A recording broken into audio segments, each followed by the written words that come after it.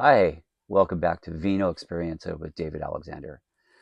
Continuing on in our series of the history of wine or wine through history, I really enjoy as we talk about the history of wine, as we look at the thread of wine through human civilization and see how we arrived to this modern state of having some delicious wines to drink and where did it come from? Where did this great great juice come from that we enjoy, some of us on a daily basis. So this is part two. This can be a multi-part series. This was actually a 2 hour class that I did on wine through history at Total Wine and More. But I wanted to share it with you here because I think that a lot of people are interested in this subject matter of where did wine come from that we enjoy today? So we began with the Caucasus Mountains, Armenia, Georgia, Turkey, where we know that wine originated some 6,000 years ago. Now we're going to continue the trek of wine. Where did it go from there? Well, it actually dropped down into what would be considered modern day Lebanon. But back in the day, that was Phoenicia. 1200 to 8000 BC was its highlight of Phoenicia as a nation, as an empire that spread throughout the Mediterranean. The Phoenicians were actually early Semitic people that were absolutely incredible merchants and traders. So they planted vineyards, and then actually took those wines and spread them throughout the Mediterranean. So throughout the known world that would be making up that area surrounding the Mediterranean, including parts of the northern part of Africa, the Iberian all the way to the Iberian Peninsula, to what would be known as Spain and Portugal today, to Greece, to Italy, to all these nations. They spread the wine culture and they took it with them. In fact, the early Roman god of wine, Bacchus, originated with a Canaanite religious ritual. And another interesting fact, the Phoenicians protected their wine in shipment from oxidation by using a layer of olive oil and pine wood resin on top of the wines. And there's an incredible wine in Greece that is actually called Retsina, that's made with pine wood resin. And does it date back to the point that maybe the Phoenicians, when they covered that wine, that some of that resin actually got into the wine, and the Greeks like that flavor, so they continue on with it. So it's interesting. So let's just cover a little bit of modern Lebanon. Um, Lebanese wine tradition is very uh, deep and older. It actually dates back to the 1850s, with Jesuit monks and French winemakers coming and making wine in Lebanon. And so Lebanese wine is very rich. It's very, very French focused. It's going to have a lot of Cab. It's going to have a lot of Merlot. It's going to have those Bordeaux style varietals that are being used in Lebanon today. And great wine. Um, excuse me.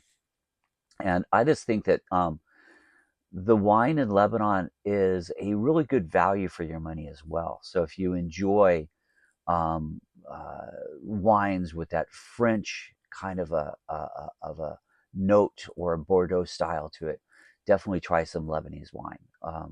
And think back that it probably has a lot of that Phoenician influence back in the day, right? 1200 BC. Okay, so we're going to continue on.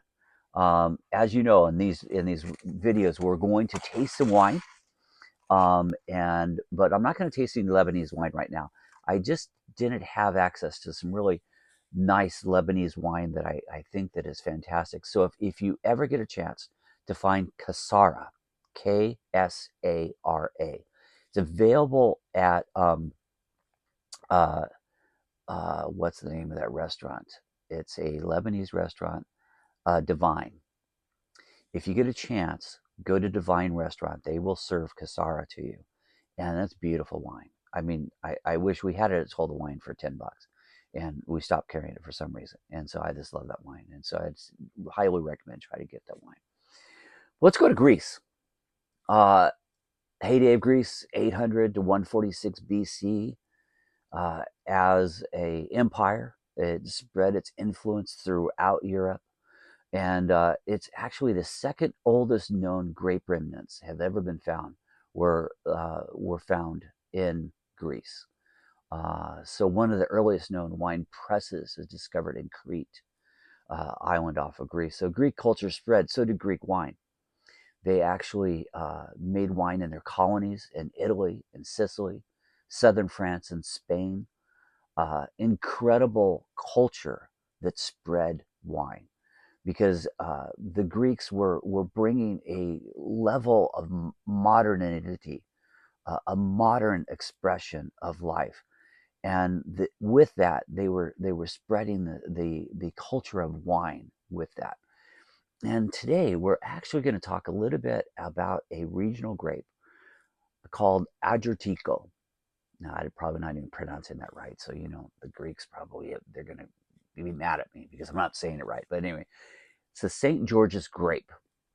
And so this variety is native to Nemea in Greece. And the wine itself is a very nice, easy drinking, fresh wine.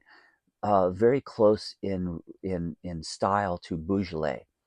And so we're going to actually enjoy some wine now. This is from the Greek wine cellars, the Agiorgitiko from Nemea. This is 13% ABV, grown at an elevation of 1,400 to 2,000 feet, so a little bit higher elevation, and rich aromas and a soft, fruity taste, spicy notes on the finish, and cherry blackberry with a velvet texture. Pairs well with red meat dishes and some smoked meat and game, and also some strong cheeses. Available at Total Wine for $14.99. Let's just take some right now. I enjoy this. It's really easy drinking. Mm, that's very nice. Very nice. So Agiorgitiko from Greece, from the region of Nemea. And we will continue on with this in our next video. And we'll talk a little bit more the spread of wine through civilization, how it's kind of spread its way. It's threaded through American, U.S., you want to say the American, U.S., world, human civilization and history. Thank you so much for watching. Appreciate you. Again, if you have a chance, subscribe. We need to kind of get our subscriptions up. I know you guys are enjoying the videos, but make sure to also subscribe to the channel. Thank you so much. Bye-bye.